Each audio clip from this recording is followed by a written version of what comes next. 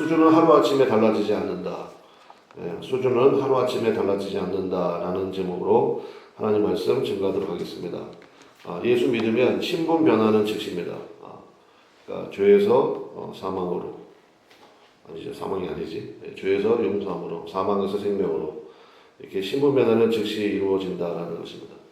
근데 이제 수준 변화는 시간이 걸리죠. 그러니까 수준 변화를 다른 말로 얘기하면 우리가 성화, 영어로는 sanctification 이렇게 얘기하는데, 그러니까 수준 변화는 당연히 시간이 걸립니다. 그러니까 점진적이고요. 오늘 말씀을 통해서 그것을 볼 수 있다는 것입니다. 이게 바로 옷 입는 거 이렇게 설명하고 있거든요. 그래서 우리 하나님 말씀을 대할 때 그러니까 이해, 납득, 공감이 안 되더라도 그냥 순종해 버리는 거잖아요. 그러니까 사도 바울이 아마 고민을 많이 했던 것 같아요. 이것을 어떻게 설명할 수 있을까? 왜냐하면 신분 변화는 즉시 일어나거든요. 예수님 믿으면 그 즉시 하나님의 자녀가 되지 않습니까? 구원받는 자녀가 되잖아요. 근데 수준 변화는 그렇지 않거든요. 그 뭐라 그러나요? 중간 과정이 있잖아요. 그 중간 과정에 과연 어떻게 해야 될 것인가? 그래서 지금 뭐 계속 편지 보내지 않습니까? 뭐 빌립보서, 골로새서, 더군다나 이게 옥중서신이라고 그러는데 편지 왜 보내겠습니까? 그러니까 걱정이 되는 거예요. 또 여러 가지 좀 걱정되는 소식도 들려오기도 하고, 골로새 교회도 지금 그 이단들의 공격이 막 강력하게 들어오고 하니까, 그래서 어떻게 수준 변화를 이끌어가야 될지, 나는 예수 믿었으니까 뭐 띵호와 이걸로 다 돼서 충분해, 그렇지 않거든요. 수준의 변화가 일어나야 돼요. 성화가 돼야 되고, 빌립보서 버전에 의하면 그리스도의 장성한 분량에 이르기까지, 그게 우리에게 참 필요한 거 아닙니까? 그래서 오늘 말씀을 통해서 두 가지 살펴보겠는데, 첫 번째는 예수님으로 옷 입으라는 거예요. 그러니까 이런 것으로 옷 입어라. 그러니까 영어 성경에 보면 옷 입으세요 하고 이제 위드라는 전치사를 써가지고 네 가지가 걸려 있어요. 그러니까 우리식으로 얘기하면은 이런 옷을 입어야 되는구나. 그걸 볼 수 있고, 두 번째는 감사의 뿌리가 있다는 것입니다. 감사를 넘치게 해야 되는데, 감사의 뿌리, 어디서부터 감사가 나오냐? 그냥 무조건 감사하다고 그러면 되는 거냐? 무조건이라는 게 어디 있겠습니까? 하나님 말씀을 통해서 이러이러한 삶의 뿌리를 깊게 내리게 될 때 감사의 삶이 된다라는 거죠. 차례대로 살펴보도록 하겠습니다. 첫 번째는 예수님으로 옷 입으라는 거예요. 그게 이제 적어도 뭐 어떻게 봐야 될지 모르겠지만 6가지로 볼 수도 있고 3가지로 볼 수도 있고, 왜냐면 이제 묶여 있기 때문에. 그래서 이게 12절인데 12절 한번 보겠습니다. 12절 우리 한번 같이 읽어보겠습니다. 시작. 그러므로 너희는 하나님이 택하사 거룩하고 사랑받는 자처럼 긍휼과 자비와 겸손과 온유와 오래 참음을 옷 입고, 이렇게 돼 있죠. 근데 사실 13절에 있는 용서하되까지가 이제 여기에 다 걸려 있거든요. 그래서 저는 이제 이렇게 보는 게 맞는 것 같아요. 그러니까 첫 번째 긍휼과 자비의 옷을 입으라는 것이고, 두 번째는 겸손과 온유의 옷, 세 번째는 오래 참음과 용서의 옷, 이렇게 차례로 살펴보도록 하겠습니다. 첫 번째는 긍휼과 자비의 옷. 이게 이제 짝꿍이거든요. 긍휼과 자비, 하나의 짝꿍이잖아요. 그래서 긍휼이 뭡니까? 이런 건 여러분 이제 알아두시면 좋은데, 헤세드라고 해요. 히브리어로 하나님의 성품을 나타내는 가장 대표적인 단어죠. 헤세드가 우리나라 말로 긍휼로 번역이 되고, 이제 저는 그보다 더 좋은 단어가 불쌍히 여기신다라는 겁니다. 영어로 뭐 컴패션이라고도 번역을 많이 하는데, 그 불쌍히 여기사, 몇 번 말씀드렸죠. 예수님께서 불쌍히 여기사, 그러면 그 뒤에 뭐가 나온다고 그랬어요? 기적이 나온다고 그랬죠. 우리 기도는 항상 거기에 초점 맞추면 돼요. 예수님 저를 불쌍히 여겨주십시오. 그게 바로 하나님의 헤세드라고요. 하나님의 긍휼히 여기심. 그러면 그 짝꿍이 뭐다? 자비라는 거예요. 그러니까 긍휼히 여기셨잖아요. 거기서 나오는 행동이 자비예요. 그러니까 불쌍히 여기셨다. 그러면 거기서부터 하나님의, 예수님의 자비의 행동이 나온다고요. 이거를 뭐 kindness, 친절함 이렇게도 번역을 많이 하는데 좀 뭐 아쉬운 것 같아요. 뭐 친절함만 있겠습니까? 그러니까 모든 긍휼히 여김에서 나오는 행동들, 이걸 다 자비라고 얘기한다고요. 뭐 대표적인 것이 이제 강도 만난 자의 이웃, 선한 사마리아인. 거기 보니까 그 강도 만난 자를 보고 불쌍히 여겨, 이게 나오거든요. 가가지고 그다음부터는 행동이 나오잖아요. 뭐 이 사람을 나귀에 태워주고, 나귀에 태워주니까 자기는 걸어가야 되겠죠. 그 다음에 뭐 그 상처에 기름 부어주고, 그 다음에 싸매어주고, 그 다음에 돌보아주고, 그 다음에 거기 숙소에 있는 사람에게 2데나리온 주고, 그 당시 숙박비가 16분의 1 데나리온이었대요. 근데 2데나리온 줬으니까 32배를 준 거잖아. 그리고 돌봐달라고 부탁하고, 그 다음에 내가 돌아와서 부비가 더 들면 내가 추가로 지불하겠다. 이 모든 행동이 자비라고요. 너무 불쌍해. 그런데 아무것도 안 해줘. 물 한 잔도 안 줘. 그럼 안 되는 거죠. 그러니까 긍휼과 자비의 옷을 입으라. 저는 기도합니다. 여러분도 오늘 기도하시겠지만 우리 그나무 아래 교회가 그래도 명색이 그나무 아래 아닙니까? 그나무 아래. 그래서 예수님의 십자가 아래 오신 분들에게 우리가 해야 될 게 뭐예요? 제일 먼저 우리도 그런 옷을 입어야 되겠지만 그런 옷을 입고 그분들에게 해야 될 것은 뭐냐? 긍휼과 자비. 쟤들을 뭐 제외 뭐 판단하거나 정죄하지 말고 내가 그러다 망할 줄 알았다. 쌤통이다. 말을 안 하더라도 행여라도 그런 생각 가지면 안 되죠. 불쌍히 여기고 그 다음에 그것이 행동으로 이어질 수 있도록 우리 첫 번째 이 옷을 다 같이 입기를 바랍니다. 이 옷 입어야 돼요. 두 번째가 겸손과 온유의 옷이다 이렇게 되어 있죠. 겸손은 뭡니까? 한마디로 얘기하면 그런 것 같아요. 내가 누구인지를 아는 거예요.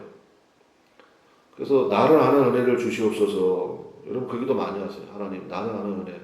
나를 진단해 달라는 거잖아요. 뭐 진단 안 해봐도 대충 알죠. 우리는 죄인이고 무능합니다. 한마디로 얘기하면 내 힘으로는 못 삽니다. 주님 내 힘으로 내 능력으로 안 된다는 고백. 그게 겸손인 것 같아요. 근데 그 겸손한 자에게 모든 은혜가 임하거든요. 왜냐하면 왜 모든 물이 전부 다 바다로 모이죠? 제일 낮은 곳이니까. 지구상에서 제일 낮은 곳이에요. 그래서 뭐 해수면이라고 그러잖아요. 가장 낮은 곳이기 때문에 다 모든 물이 다 그걸로 모이거든요. 그러니까 저는 은혜도 마찬가지 원리가 있는 것 같아요. 하나님 어떤 자에게 은혜 주시느냐? 어떤 자에게 은혜 주십니까? 겸손한 자에게. 그러면 힘이 생겨요. 힘이 하나님의 목적에 맞게 사용되는 것, 그걸 온유라고 그래요. 온유. 그래서 그 길들여진 야생마 그렇게 설명하는 것들이 많이 있는데 전 그게 맞다고 생각합니다. 야생마를 누가 타겠어요? 근데 그게 길들여졌어. 그러니까 컨트롤드 파워거든요. 파워인데 통제가 가능한 거예요. 그게 온유예요. 저 사람 참 온유해. 라는 게 뭐 성격이 부드럽다. 물론 이제 그런 의미도 있겠지만 저 사람의 힘이 있는데 통제된 힘이야.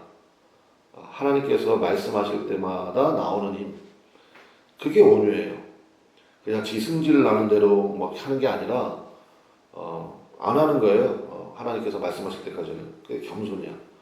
근데 하나님께서 이제 사인을 주시면 그때 힘이 나오는 거죠. 야생마가 뭐 맨날 달리면 됩니까?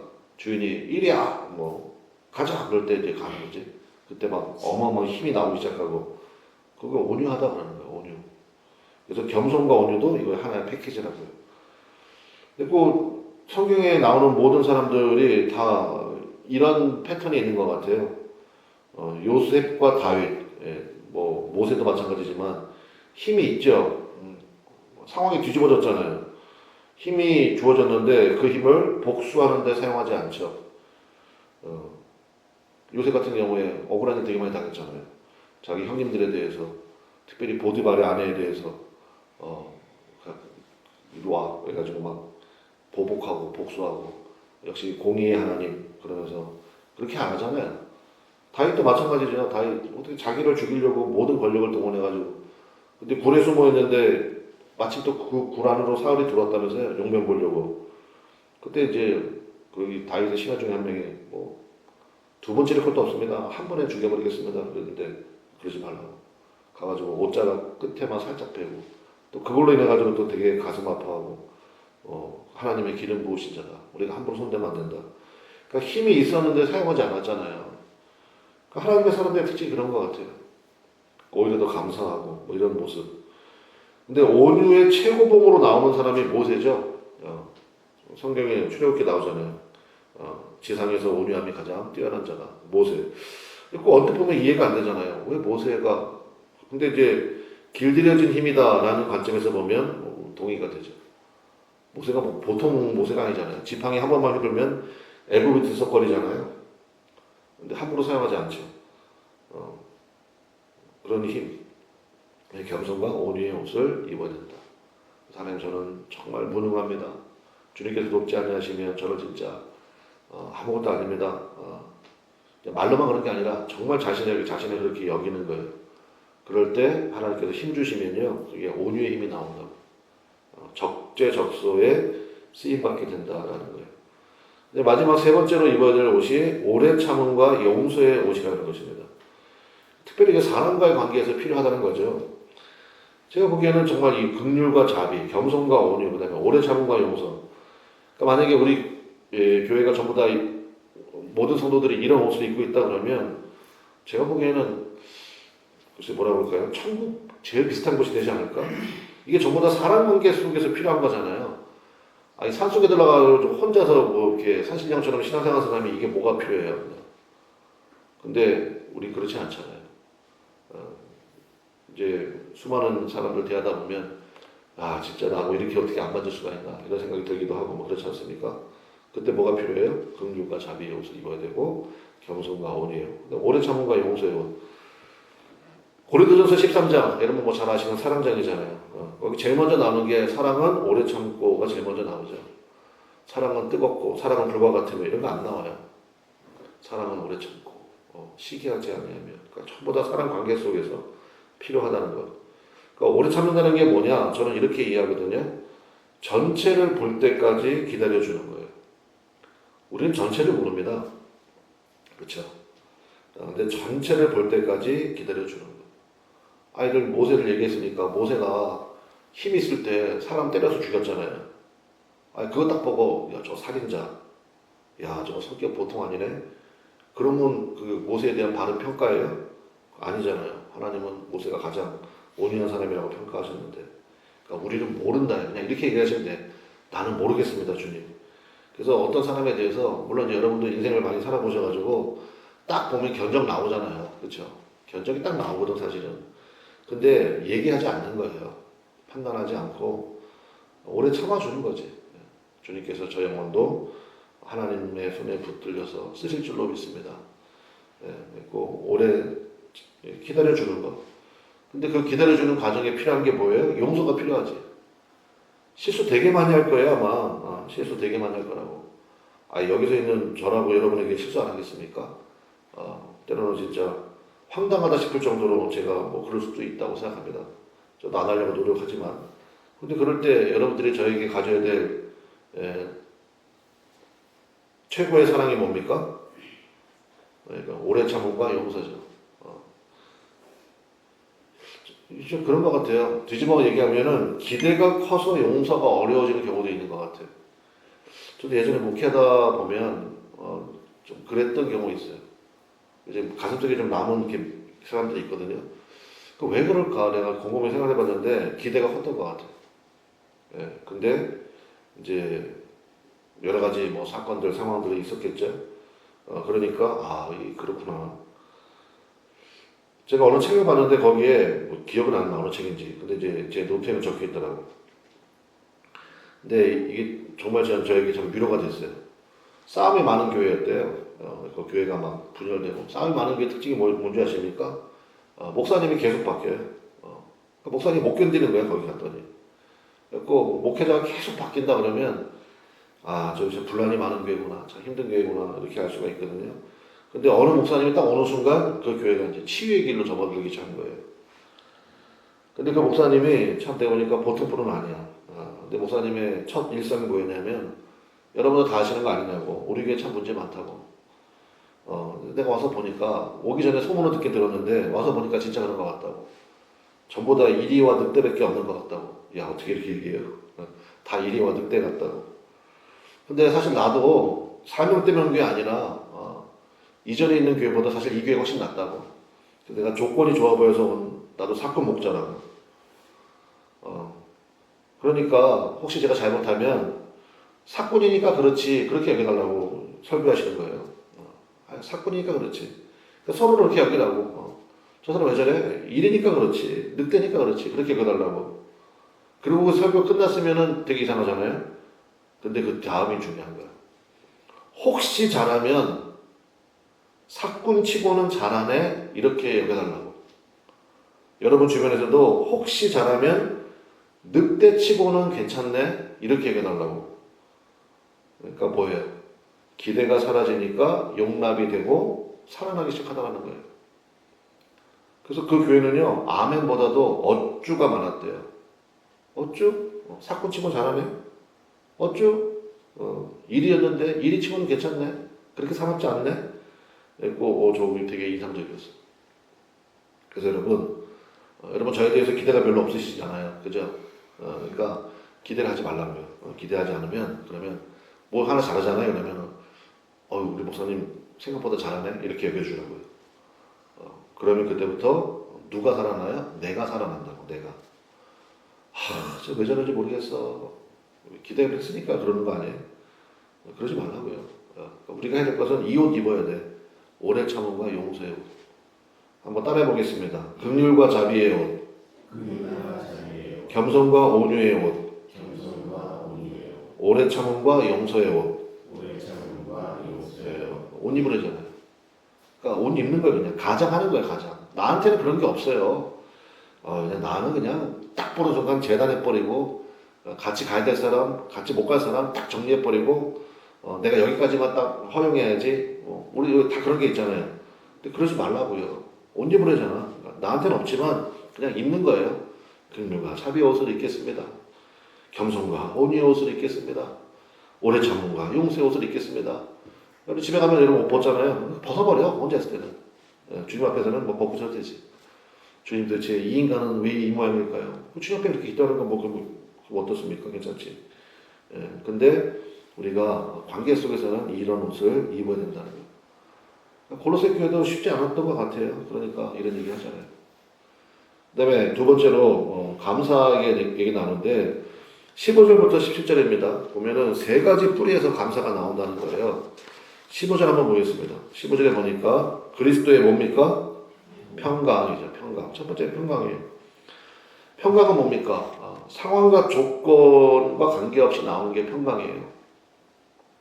한마디로 얘기하면 주님 안에서 안심하는 겁니다. 여러분 예수님 안에 거하시죠? 그럼 안심하십시오. 아니 나의 머리카락 개수까지도 다 아신다고 주님께서 말씀하셨는데 뭘 불안해하고 그 힘든 일 생기면 이거 감당할 수 있으니까 주시는구나. 야 나를 이렇게까지 인정하신다고? 내가 이것을 감당할 수 있다고 나를 인정하신다고? 좀 이렇게 좀 다르게 좀 보세요. 다르게. 왜 나한테는 맨날 이런 일만 생기나 그러지 마시고 감당할 것 외에는 허락하지 아니하신다고 하셨으니까 나를 이렇게까지 인정해 주시는구나. 우리 기뻐해야 될 일이 아닙니까? 그래서 주님 안에서 안심하는 거예요. 그래서 보면 그리스도의 평강이 너희 마음을 주장하게 하라 이렇게 되어 있죠. 이 주장하게 하라는 이 단어가 헬라어의 원문에 보면은 심판관이 되게 하라 이 뜻이에요. 그러니까 무슨 얘기입니까? 평강이 없을 때는 아무것도 결정하지 말라는 거예요. 그런 얘기 많이 들어보셨죠? 기도 언제까지 하냐? 마음의 평강이 임할 때까지. 그냥 마음이 그냥 불안불안하고 그냥 그러면요 좀 미루세요. 좀 더 기도 시간 가지시고. 꼭 그리스도의 평강이 너희 마음의 심판관이 되게 하라. 뭐를 결정할 때는 평강이 그 가운데 있는가 이거 보라는 거예요. 두 번째가 뭐냐? 16절 보면 16절에 그리스도의 뭡니까? 말씀이죠. 첫 번째는 평강이, 두 번째는 말씀이. 말씀이 들리면 어떤 일이 벌어지냐? 거기 한번 쭉 읽어볼게요. 16절에 그리스도의 말씀이 너희 속에 풍성히 거하여 모든 지혜로 피차 가르치고 권면하고 시와 찬송과 신령한 노래를 부르며 무슨 마음이 나옵니까? 감사하는 마음. 그래서 첫 번째는 평강, 두 번째는 말씀. 말씀 들어가면 그 패키지로 나오는 게 시와 찬송과 신령한 노래, 영적인 노래, 그러니까 찬송이죠. 한마디로 얘기하면 찬송이 나오기 시작한다는 거예요.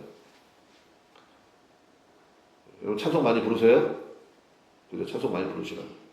그리고 말씀. 그 다음에 마지막 세 번째가 뭐냐? 17절.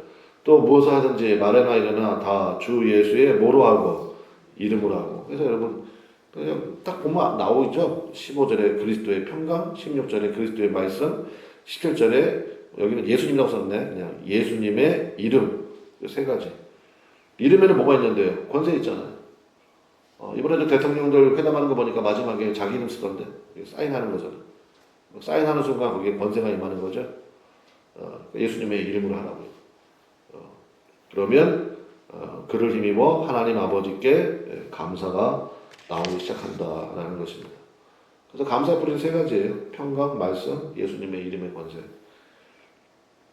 특별히 감사와 치유는 긴밀한 관계가 있습니다. 감사를 넘치게 하면 거기에 반드시 치유 역사가 나타나고 요즘에 그런 얘기 많이 하더라고요. 뭐 NK 세포, Natural Killing Cell. 그래서 NK예요. 첫 글자 딴 것 같아. 꼭 무슨 세포냐? 아주 천연적으로 암 세포를 집중 공격하는 세포래요. 내가 보니까 뭐 암세포뿐만 얘기했습니까? 우리 안에 있는 여러 가지 안 좋은 것들. 뭐 일본의 뭐 물박사인가? 그 사람이 뭐 물 넣고 실험했다면서요. 물 2개 넣고 이쪽 물에는 계속 좋은 얘기만 해줬대. 너는 어쩜 그렇게 이쁘니? 너는 어쩜 이렇게 아름답니? 근데 이쪽 물에는 온갖 욕을 다 퍼붓대. 얼렸대요. 얼렸더니 이쪽은 결정이 너무너무 아름다고요. 얼음 결정. 이쪽은 엉망진창이야. 그럼 굉장히 유명한 있잖아요. 그래서 저는 그거 맞는 것 같아요. 여러분 입술의 권세가 여러분 있잖아요. 우리 기도 입술로 하는 거 아닙니까? 그래서 여러분 입에서 감사가 흘러나오시기를 주님의 이름으로 간절히 축원합니다. 그럼 뭐 암세포뿐만 아니겠습니까? 온갖 우리에게 해로운 모든 세포들이 다 죽게 될 줄로 믿습니다. 그래서 정말 감사를 넘치게 하는 거예요. 말씀의 결론 맺겠습니다. 모세가 시내산에서 40일을 머물렀거든요. 저는 이제 곰곰이 생각해봐요. 왜 40일일까? 그렇게까지 오래 있어야 되나? 40일도 사실 긴 시간이잖아요. 그러니까 저는 그렇게 생각해요. 단순히 뭐 십계명 받기 위해서가 아니라 하나님과 친밀해지는 시간을 보낸 것이 아닐까. 그러니까 시간이 걸린다고요. 일정 시간이 걸린다고. 그러니까 신분의 변화에서 수준의 변화로 가는 데는 시간이 필요하다는 것입니다. 과정이 필요해요. 그래서 그때 그리스도로 옷 입고요. 그 다음에 감사를 넘치게 하십시오. 한번 따라해 보겠습니다. 예수님으로 옷 입고 뭐를 넘치게 해요? 감사를 넘치게 하죠. 그러면 여러분의 무슨 변화가 나타나기 시작합니까? 수준의 변화. 그래서 예수님 닮아가는 모습. 우리 그런 성도들로 크게 번성하는 우리 그나마을의 교회 되시기를 주님의 이름으로 간절히 축원합니다. 그럴 때 어떤 일이 벌어져 있습니까? 정말 주님께서 기뻐하시는 일들, 하나님의 역사를 감당해내는 힘도 있고요. 무엇보다도 모든 영혼들이 이곳에서 위로받는 귀한 역사가 바로 여러분들의 섬김을 통하여 여러분의 존재를 통하여 나타나게 될 줄로 믿습니다. 네, 기도하겠습니다. 주여 한번 부르고 하나님 아버지 우리 그런 교회 되기 원하고 오늘 주신 말씀처럼 이렇게 옷 입게 하옵소서. 그래서 수준의 변화가 좀 나타나기를 원합니다. 주님 가장 기뻐하는 모습으로 서고 싶습니다. 그런 마음으로 오늘 들은 바 말씀을 잘 묵상하시면서 여러분의 기도와 연결시켜가지고 주님 앞에 주님께서 정말 향기롭게 맡으시는 그런 기도가 되어지기를 바랍니다. 다 같이 주여 한번 부르고 우리 간절히 기도하겠습니다. 주여 하나님